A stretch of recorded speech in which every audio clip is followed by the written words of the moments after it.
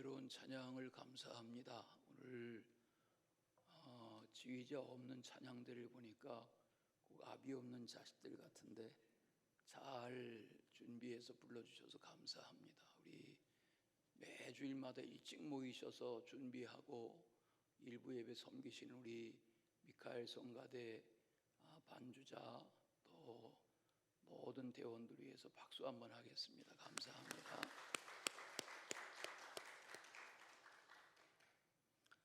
세상 사람들은 하나님을 모르거나 하나님의 존재를 인정하려 하지 않습니다. 그래서 하나님을 믿지도 않습니다. 그 반대로 적지 않은 세상의 많은 사람들은 우상을 숭배합니다.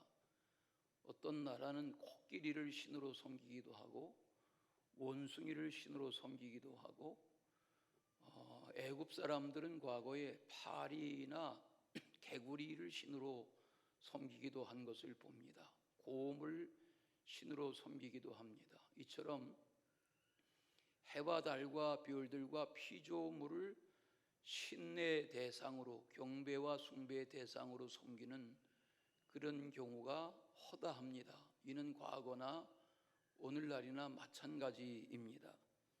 모세 때 출애굽한 백성들이 금을 가지고 나와서 모세의 형 아론에게 가져오면서 그것으로 금 송아지를 만들어 그 앞에 절하며 경배하고 숭배한 사건이 있습니다.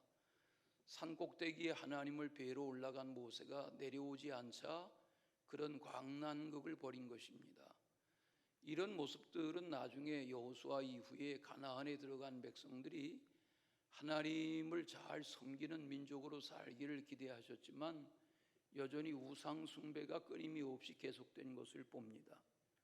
우리는 바벨론 70년 포로 생활에 대해서 아는데 이스라엘에 혹은 예루살렘에 군대가 없어서 바벨론의 포로가 된 것이 아닙니다.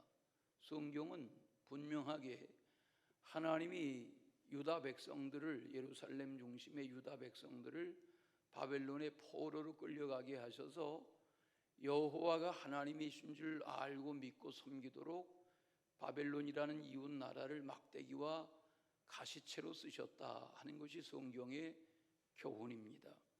우상 숭배를 하나님은 원하지 않으십니다. 그런 가운데 예수 그리스도를 믿고 예수 그리스도를 하나님의 아들로 믿고 예수 그리스도 안에서 그리스도와 더불어 살아가는 신앙의 삶이 가능해졌다는 것은 내 지혜나 내 분별력이 아닙니다.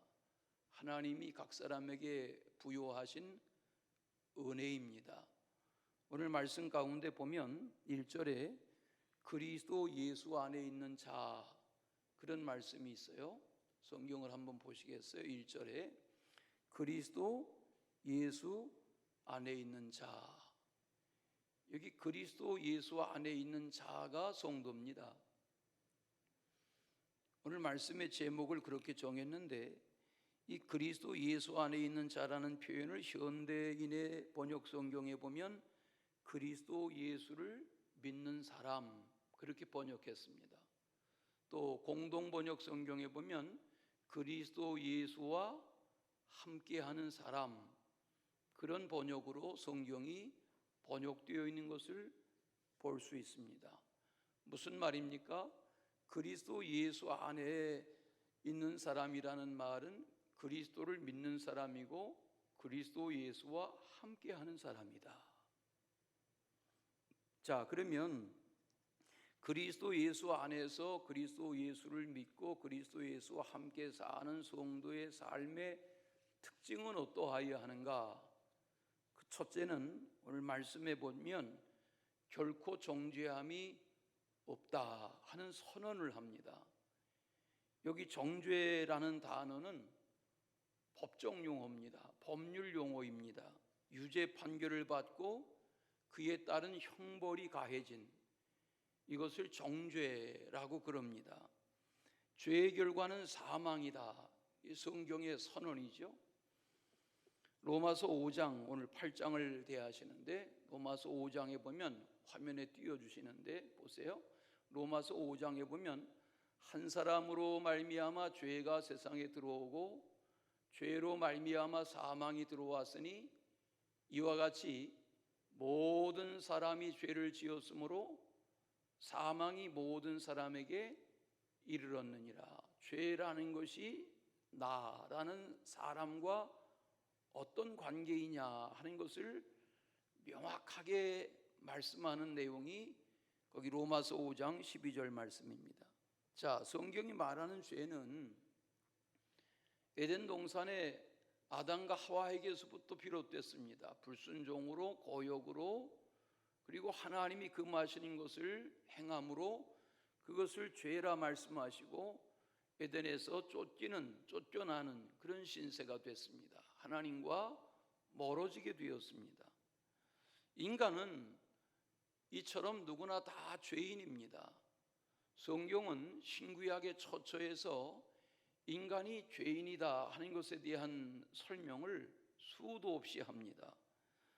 그 중에 하나가 로마서 3장인데 10절부터 18절까지를 화면에 띄워드릴 텐데 한번 같이 내용을 잘 생각하면서 죄인이라는 것이 도대체 뭔가 같이 한번 읽겠습니다. 기록된 바 의인은 없나니 하나도 없으며 깨닫는 자도 없고 하나님을 찾는 자도 없고 다 치우쳐 함께 무익하게 되고 선을 행하는 자는 없나니 하나도 없도다. 그들의 목구멍은 열린 무덤이요 그 혀로는 속임을 일삼으며 그 입술에는 독사의 독이 있고 그 입에는 저주와 악독이 가득하고 그 발은 피 흘리는데 빠른지라. 파멸과 고생이 그 길에 있어 평강의 길을 알지 못하였고 그들이 눈앞에 하나님을 두려워함이 없느니라 함과 같으니라. 그렇습니다. 여기 하나님을 떠나서 사는 인간의 실상을 아주 자세하게 설명한 말씀이 방금 전에 읽으신 로마서 3장의 말씀인 것을 알 수 있습니다. 성경은 이와 유사한 인간이 왜 죄인이냐 하는 것에 대한 말씀을 처처에서 말씀합니다. 또 화면을 보시고 도대체 인간이 죄인이라는 게 뭐냐 같이 한번 차근차근 읽겠습니다. 시편 51편 5절에 보면 다 같이 내가 죄악 중에 출생하였으며 어머니가 죄 중에서 나를 잉태하였나이다. 또 욥기 11장 12절에 보면 다 같이 허망한 사람은 지각이 없나니 그의 출생함이 들나귀 새끼 같으니라. 시편에 또 보면 58편 3절에 다 같이 악인은 모태에서부터 멀어졌으며 나면서부터 곁길로 나아가 거짓을 말하는도다. 잠언 22장 15절에는 아이의 마음에는 미련한 것이 얽혀있다. 창세기 8장 21절에는 사람의 마음이 계획하는 바가 어려서부터 악하다. 에베소서 2장 3절에 보면 전에는 우리도 본질상 진노의 자녀였다. 이게 도대체 신구약 처처에서 이게 무슨 말씀이냐면 아담 이후로 모든 인간은 다 죄인이라 하는 선언을 하는 겁니다.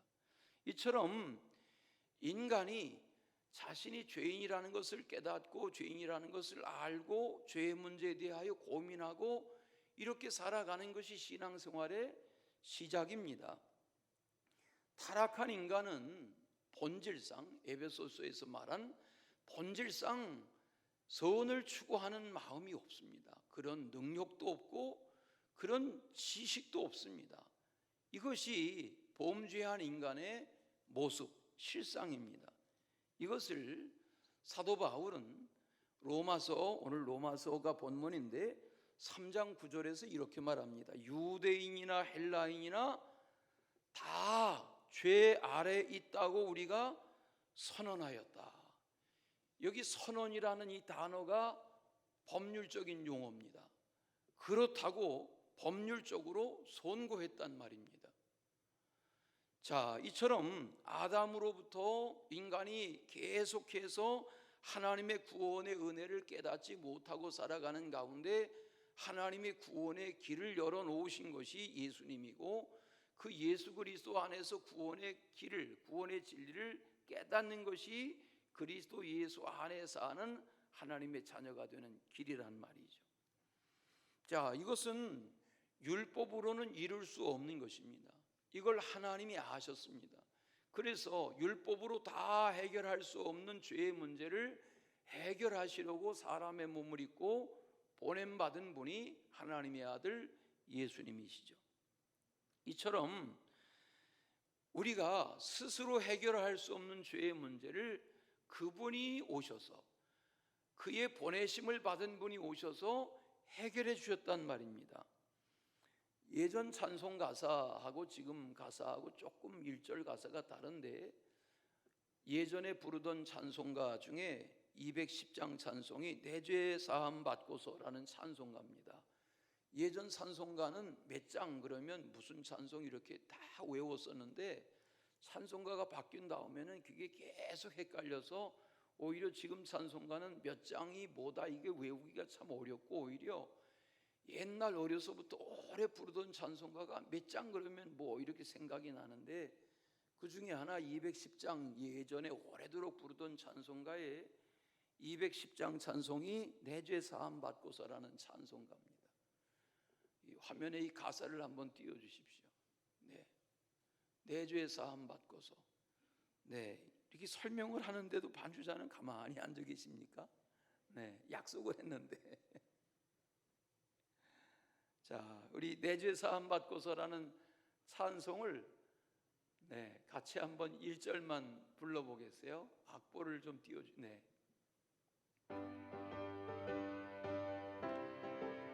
오늘 본문이 뭔지를 잘 생각하며 부르겠습니다. 내 죄 사함 받고서 예수를 안다. 나의 모든 것 다 변했네.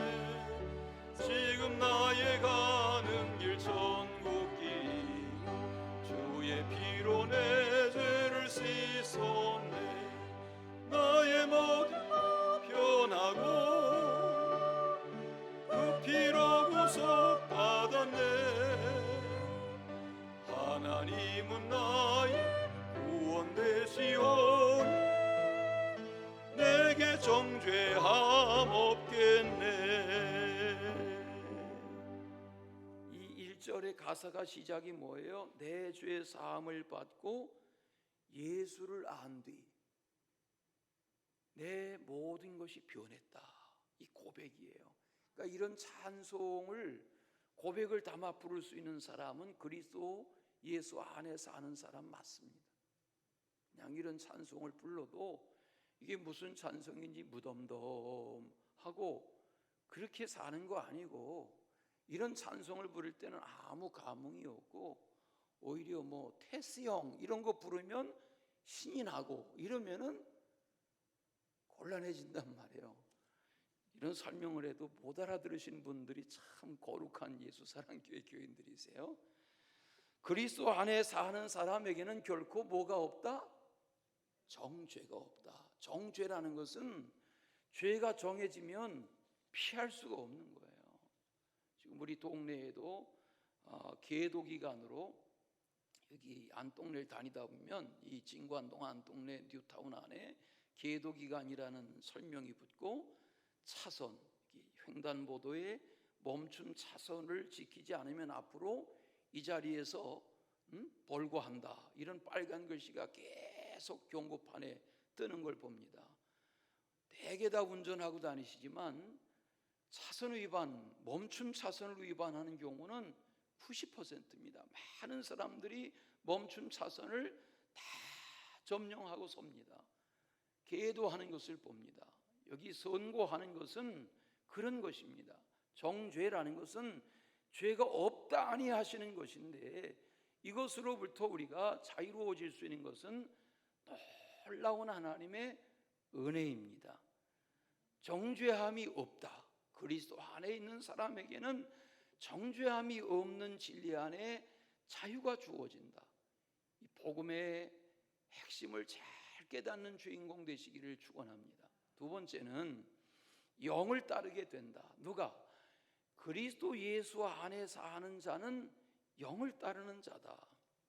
자, 내가 육신의 요구를 따라서 사는지 아니면 영, 성령, 하나님의 영의 이끌림을 따라서 사는지는 스스로 자기 자신이 알 수 있습니다. 나 자신이 그리스도 안에서 그리스도와 더불어 살아가며 생활하는지는 자신이 알 수 있습니다. 이게 그리스도 예수 안에 사는 자의 두 번째 특징이어야 합니다. 5절을 보시면, 로마서 8장 5절에 보시면, 육신을 따르는 자는 육신의 일을, 영을 따르는 자는 영의 일을 생각한다. 이 말씀이 영을 따르는지 아닌지에 대한 자기 일을 점검하는, 입증하는 방편입니다. 이건 스스로도 되게 압니다. 나는 매 순간 일마다 때마다 하나님의 영을 따라 살려고 하는가? 자기 스스로 대답할 수 있습니다. 아니다. 나는 예배 시간에는 그러려고 노력을 하지만 세상에 나아가서는 순간순간마다 내 방법대로 산다. 자기가 알 수 있습니다. 내가 육신의 요구를 따라서 살면서 가끔씩 어쩌다가 생의 위기가 오면 다급해진 마음에 주여 찾지, 나는 일상 속에서는 내 방법대로, 내 결정대로, 내 판단으로 살 때가 훨씬 많다. 스스로 분별할 수 있습니다. 바울은 이런 문제들을 6절에서 심각하게 언급합니다. 육신의 생각 속에 사는 것은 사망이다.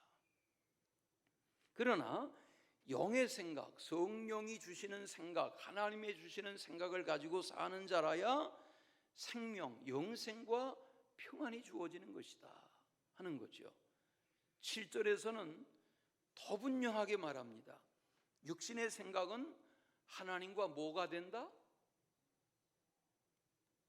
7절, 육신의 생각은 하나님과 뭐가 된다? 원수가 된다는 거예요. 여기 원수가 된다는 게 뭐, 육신의 생각이라는 게 도대체 뭘까? 자, 오늘 교리 설교를 하는데 여러분 펼친 성경에 로마서 8장에 육신이라는 단어가 9절마다 쫙 나옵니다.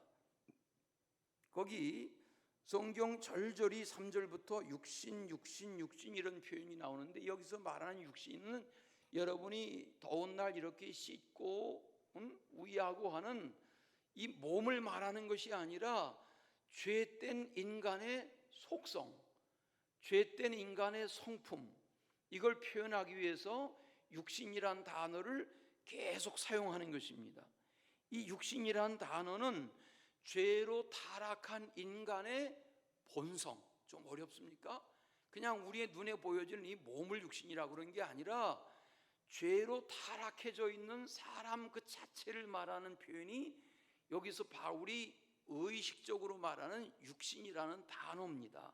자, 성도는 그런 면에서 다 같은 모양을 가지고 세상 속에 살지만 여기 육신의 요구를 따르지 않고 영의 요구를 따르는 것이 성도여야 되기 때문에 세상에 다 같은 외모를 가지고 살지만 육신의 요구를 벗어나서 영의 요구를 따라 사는 성도는 그 삶이 달라야 된단 말이에요. 그게 그리스도 예수 안에 사는 사람의 특징이라는 거죠.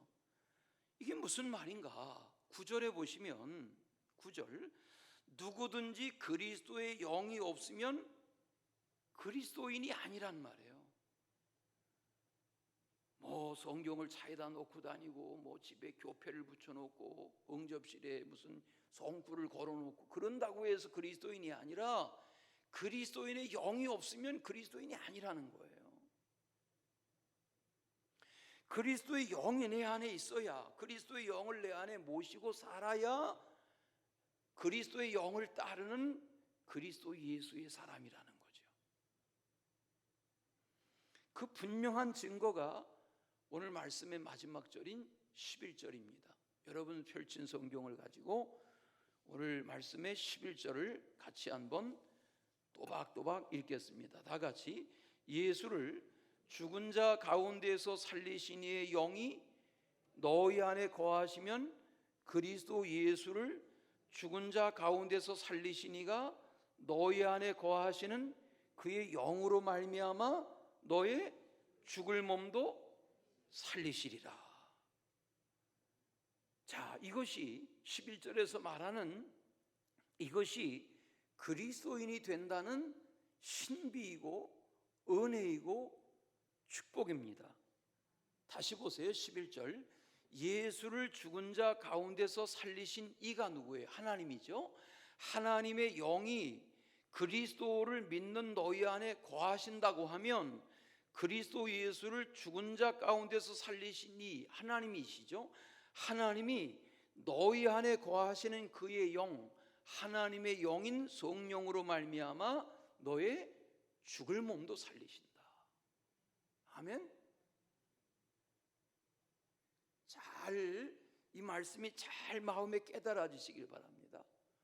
엊그제 금요일 기도회 하면서 말씀을 전하다가 저도 성경 구절이 헷갈렸고, 그래서 성경 구절이 쪼르륵 나오질 않고 저도 성경 구절이 엉켰고, 교우들에게, 금요 기도회에 참석한 교우들에게 한번 해보세요 하니까 다들 당황해 하셨던 사건이 있습니다. 그게 무슨 말씀이냐면 요한복음 11장에 나오는 내용인데, 어느 날 마르다와 마리아의 오라버니 나사로가 병들었습니다. 근데 이 사실을 예수님의 친구인 나사로의 병든 소식을 예수님에게 알렸는데, 예수님이 그러냐 이렇게 하고 예수님이 문병을 금방 가지 않으시고 이틀을 더 계셨습니다. 계시던 곳에. 그렇게 지내는 중에 나사로는 죽었습니다. 거기 성경 요한복음 11장을 읽으면 그 마르다와 마리아의 오라버니 죽은 슬픔을 많은 사람들이 와서 위로했다는 것을 보면 조문객이 꽤 많았던 것 같습니다. 그런데 예수님이 정작 이 베단이라는 마을에, 마르다와 마리아의 마을에 가까이 가셨을 때에는 오라버니 나사로가 죽어서 장례가 끝난 지 나흘이 된, 이미 여러 날이 지난 후였습니다. 마을 어구에 예수님이 오신다는 소문을 듣고 오라버니 장례를 지낸 마르다가 예수님을 마중 나갑니다. 그리고 하는 말이, 좀 더 주님이 일찍 오셨더라면 내 오라버니가 죽지 않았을 텐데요. 그런 말을 해요. 그때 예수님께서 이런저런 몇 마디 대화를 더 하시다가 하신 유명한 말씀이 요한복음 11장 25절, 26절 이 말씀입니다. 나는 부활이요 생명이니 나를 믿는 자는 죽어도 살겠고 무릇 살아서 나를 믿는 자는 영원히 죽지 아니하리니 이것을 내가 믿느냐.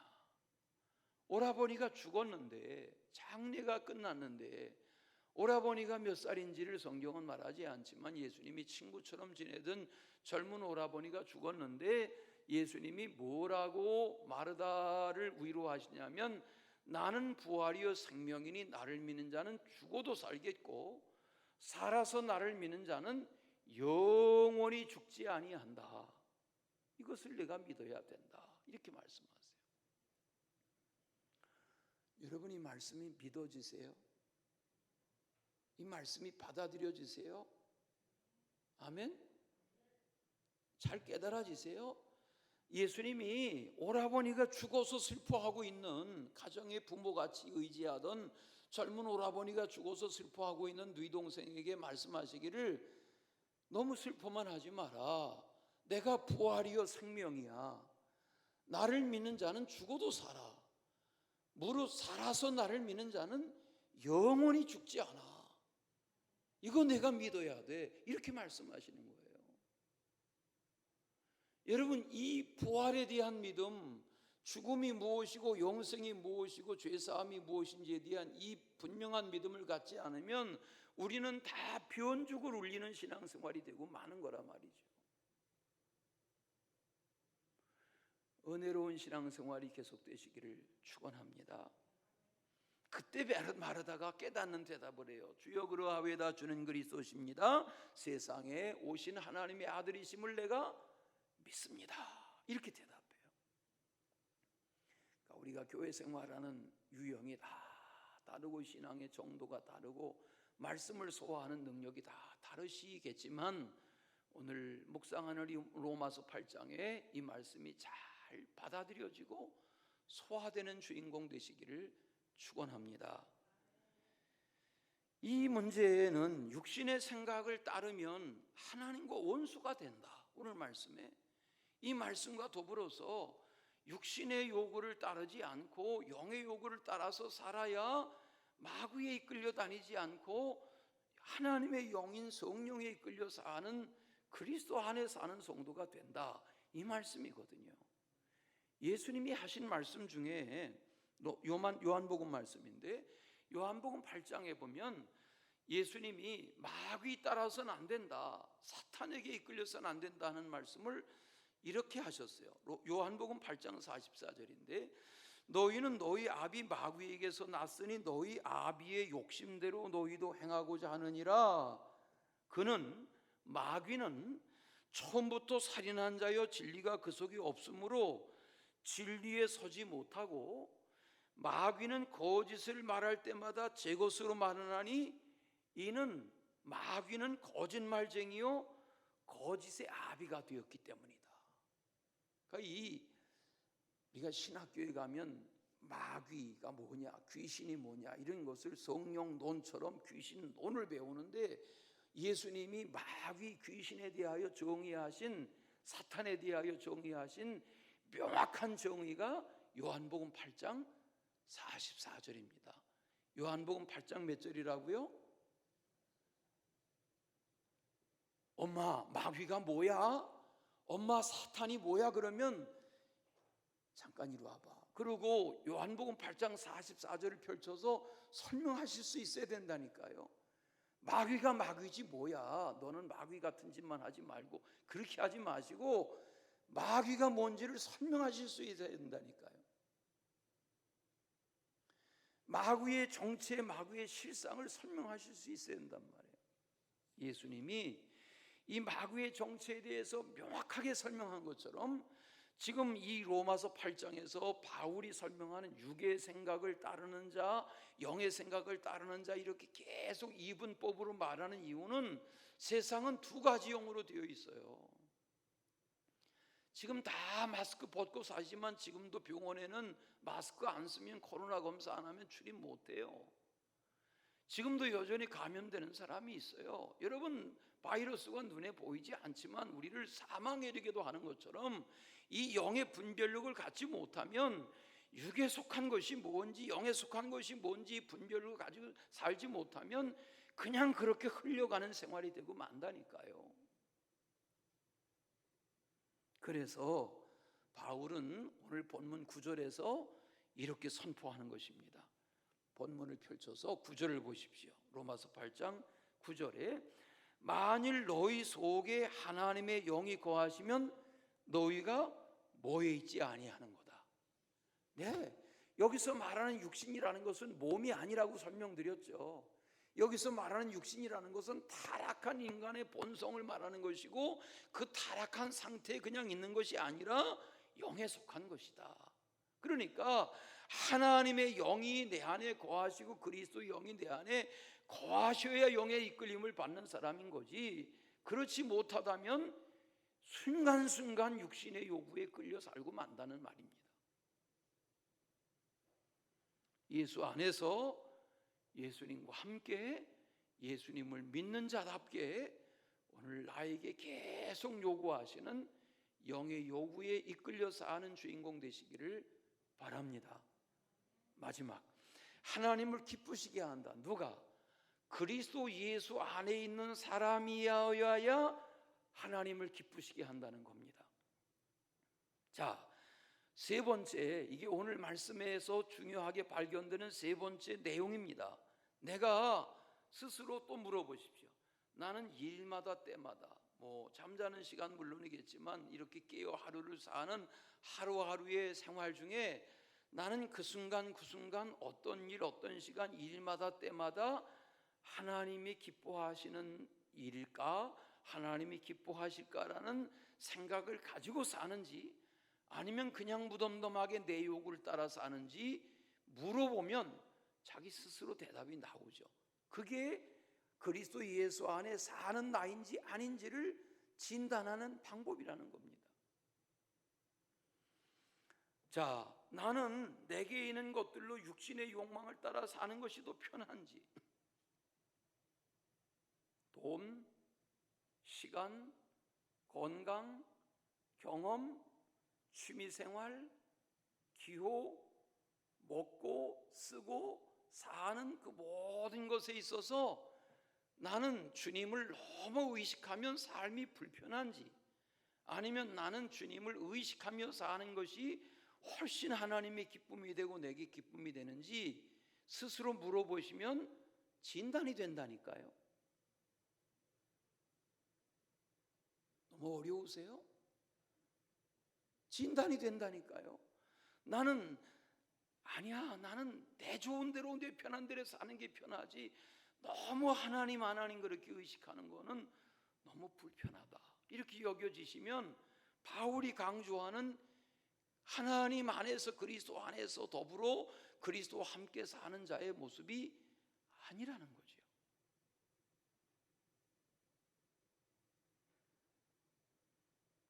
이걸 로마서 3장에서는 18절에서 이렇게 말합니다. 하나님을 모르고 살아가고 그냥 세상 사람들처럼 사는 게 편하지, 매 순간 하나님 이렇게 너무 성령을 의식하고 사는 게 불편하다 아직은. 그거는 로마서 3장 18절에서 말하는 그들의 눈앞에 하나님을 두려워하는 것이 없는 상태, 이 상태라는 거죠. 그러니까 우리가 이렇게 교회에 와서 기도할 때 뭐 이렇게 대표 기도하거나 기도할 때 명문장으로 적어서 하는 그런 기도 생활 말고 일상으로 입에 달고 살고 생각이 가득 찬 생각으로 사는데 의식과 가치관과 기도의 세계 속에 하나님의 기쁨을 추구하는 바가 있어야 된단 말입니다. 그게 없으면 그리스도인 행세를 하는 거지 그리스도인이 아니란 말입니다.